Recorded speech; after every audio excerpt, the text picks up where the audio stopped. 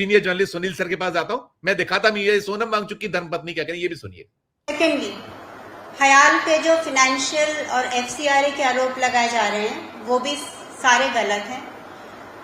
हयाल को कोई डोनेशन नहीं आई है, एफसीआरए डोनेशन के लिए चाहिए होता है, लेकिन हयाल एक ऐसी इंस्टीट्यूट है जिसका रिसर्च बाहर की यूनिवर्सिटीज ने खरीदा।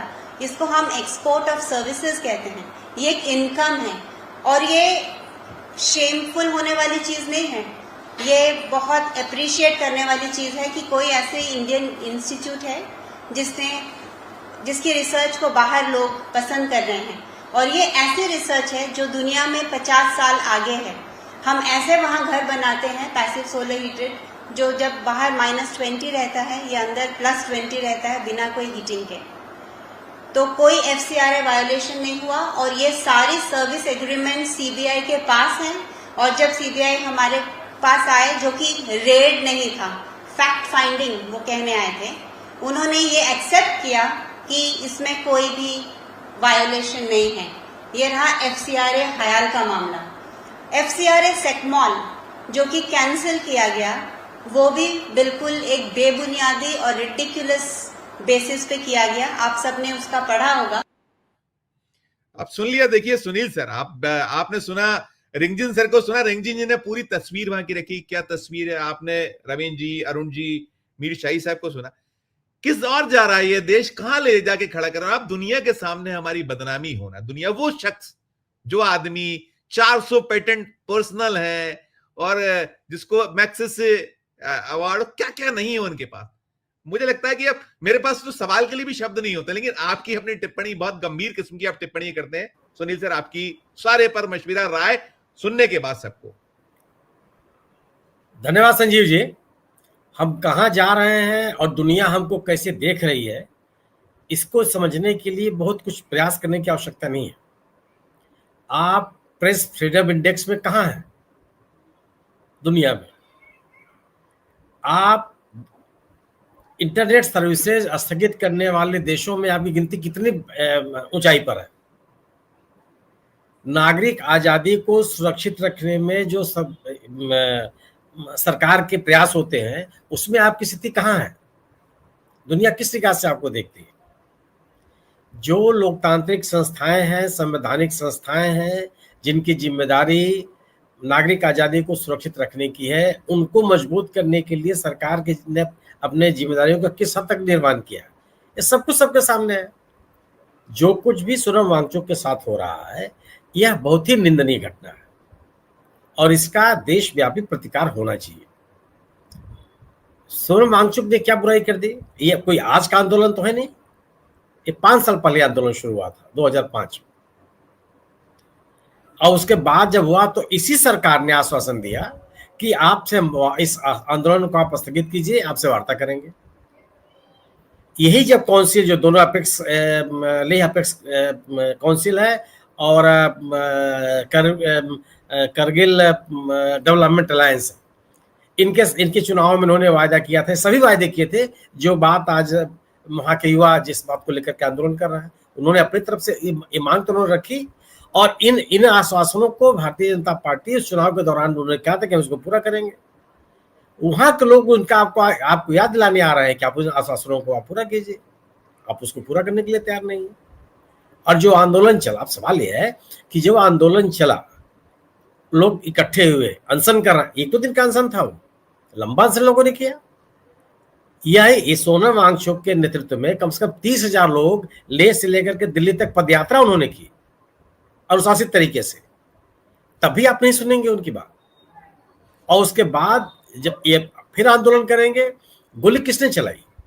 गोली वहां के युवाओं ने तो चलाई नहीं, सुरक्षा बलों ने चलाई। सुरक्षा बलों ने गोली क्यों चला दी? वो क्या इतनी बड़ी भीड़ थी? वो इस तरफ इस कदर हिंसक वो लोग थे कि आप बिना गोली चलाए आपका काम नहीं चलता। आप अगर इतना हंगामा हो रहा था तो आंसू गैस चला लेते, लाठियां जमीन पर पटक लेते, कुछ ऐसे कर लेते, रबर की गोलियां चला लेते कि लोग तितर बितर हो जाए, पानी फेंक देते, आप जो होता है वाटर कैनन यूज करते, सीधे गोली चलाएंगे। और वही गोलियां, जो पोस्टमार्टम रिपोर्ट है उसके अनुसार है कि वो गोलियां सीधे सीने पे लगी हैं और या सिर में लगी। यह तो आंदोलन से निपटने का तरीका नहीं हो सकता, अपने नागरिकों के साथ निपटने का तरीका तो नहीं हो सकता। तो आप उस आंदोलन को नियंत्रित करना चाहते थे या उस आंदोलन को बदनाम करना चाहते थे, बड़ा सवाल यह है। और जो तरीका आपने अपनाया है सोनम वांगचुक के साथ, इससे लगता है कि आप उस आंदोलन को शांत नहीं करना चाहते थे। उस आंदोलन के नाम पर उस इलाके के लोगों को एक खराब नाम देने का प्रयास किया गया। सोनम वांगचुक की आज सवाल उठाए जा रहे हैं उनके पाकिस्तान यात्रा पर। पाकिस्तान की यात्रा तो उन्होंने बिना सरकार की जानकारी में नहीं की। आपको वीजा ही नहीं मिलेगा बिना पॉलिटिकल क्लियरेंस के। जिस पॉलिटिकल क्लियरेंस और आप कोई नागरिक पाकिस्तान क्यों जा रहा है इसकी खुफिया जानकारी आपके पास नहीं है। और अगर सोनम वांगचुक ने अपनी उस यात्रा के दौरान जो आयोजन था संयुक्त राष्ट्र संघ के तत्वावधान में आयोजित था, डॉन मीडिया एजेंसी ने उस संस्थान ने उसको आयोजित किया, जो भाषण दिए वहां पे सोनम वांगचुक ने वो पब्लिक डोमेन में है। अगर वो उन्होंने राष्ट्र विरोधी बातें की तो उनको दिल्ली पहुंचते ही गिरफ्तार कर लेना चाहिए था आपको, तब तो आपने नहीं किया। आप उनको आने दिए, उनके अपनी संस्थाओं को संचालित कर रहे हैं, आंदोलन कर रहे हैं, लोगों के बीच में वो जा रहे हैं। एक ऐसा व्यक्ति जिसने दुनिया के पैमाने पर भारत का सम्मान बढ़ाया, एक ऐसा व्यक्ति जिसने लेह के इलाके के पर्यावरण संरक्षण के लिए ढेर सारे काम किए, इतने पेटेंट तैयार किए, शाही साहब बता रहे हैं कि 400 पेटेंट। एक पेटेंट तैयार करने में लोगों की ऐसी तैसी हो जाती है। इस देश में ऐसे ऐसे विश्वविद्यालय बड़े हुए हैं जहां इनका एक पेटेंट नहीं है।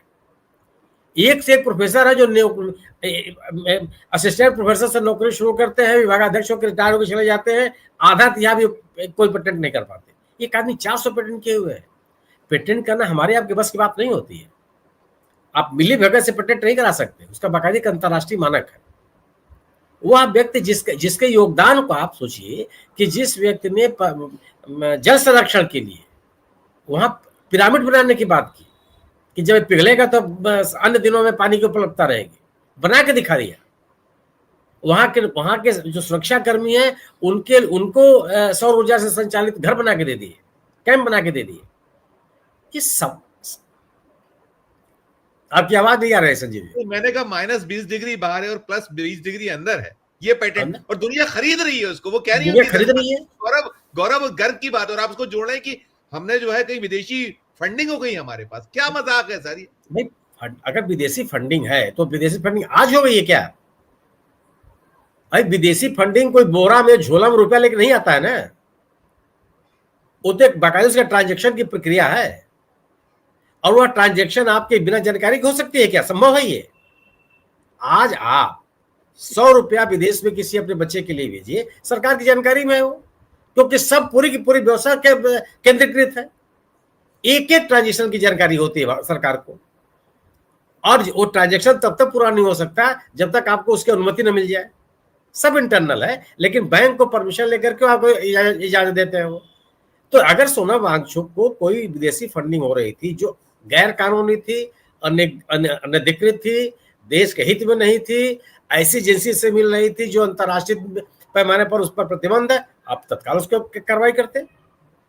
तो वह फंडिंग कब हुई थी आप बताइए ना, और अचानक आप उस फंडिंग को लेके खड़े हो गए। मुझे लगता है आप अपने पैरों को, मतलब हम कहते हैं कुल्हाड़ी पैर पे मारेंगे, आप तो कुल्हाड़ी पे पैर मारे हैं। दुनिया में आप देश को कहीं ना कहीं कहां ले जाके खड़ा करें। और मैं एक चीज और पूछना चाहूंगा सर, आप ही से शुरू करके वापस जाना चाहूंगा मीर शाहिद साहब तक से। अभी कोलंबिया और तमाम यात्रा पे निकले राहुल गांधी, और आज उन्होंने जो बात कही है, एक जो सबसे खास है, बहुत सारी बातें की जो अरुण दीक्षित जी ने भी कहा कि उस पर ट्रोल शुरू हो गया और जो होता है 2-2 रुपए वाली आर्मी। भारत का लोकतंत्र सिर्फ हमारी राजनीति नहीं बल्कि हमारी पहचान है। जब उस पर हमला होता है तो ये पूरे देश को कमजोर करता है। अब कल से इसमें भी होगा कि देखिए राहुल गांधी दुनिया के मंचों पर जाके बात करते हैं। कहां जाके बात करिए, दुनिया को बताना तो होगा ही ना। अरे भाई कौन सी बात कर रहे हो? सवाल है कि जो आप कह रहे हैं वो आपत्तिजनक नहीं है, उसको बता देना आपत्तिजनक है। क्या कर दिया उन्होंने? आप कमजोर कर रहे हैं, वो कह रहे कमजोर हो रहा है देश।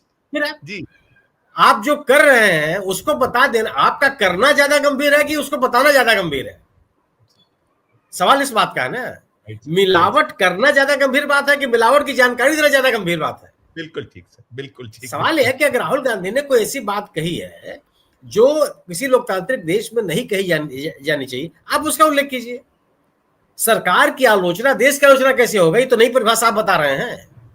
ये लगातार आप यही बात बताते चले आ रहे हैं आप। तो जब भारतीय जनता पार्टी मनमोहन सिंह की आलोचना कर रही थी, आज भारतीय जनता पार्टी जवाहरलाल नेहरू की आलोचना करती है, वो क्या है? आलोचना, सरकारों की आलोचना, जनप्रतिनिधियों की आलोचना कहां से देशद्रोह हो गया और कहां संस्थाओं को कमजोर करना हो गया? संस्थाओं में उभर रही कमजोरियों को जाहिर करना एक नेता की जिम्मेदारी है, एक सिविल सोसाइटी की जिम्मेदारी है। और अगर आप उस प्रक्रिया के ऊपर मौन रहते हैं तो आप उस प्रक्रिया के भागीदार हैं जिससे वो संस्था कमजोर हो रही है।